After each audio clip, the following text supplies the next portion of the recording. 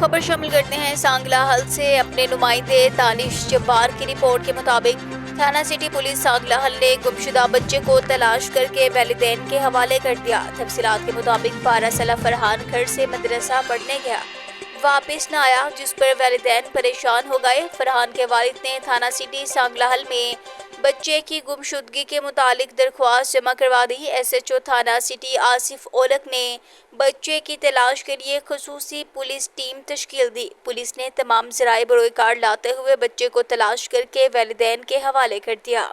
बच्चे के मिलने पर वैलिदैन ने SHO सांगला हल आसिफ ओलक की कारकर्दगी को सराहा, नेक ख्वाहिशात का इजहार किया।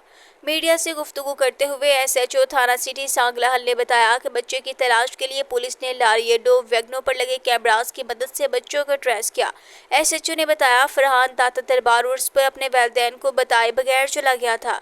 पुलिस ने अनथक कोशिश के बाद ढूंढ निकाला। मेरी तमाम वैलिदैन से गुजारिश है कि अपने बच्चों को खुद स्कूल, मदरसा, कॉलेज छोड़ने जाएं और छुट्टी के वक्त खुद वापस लेकर आएं। अंजुमन ताजवान ने पुलिस की कारकर्दगी को खूब सराहा और SHO को फूलों के हार पहनाए।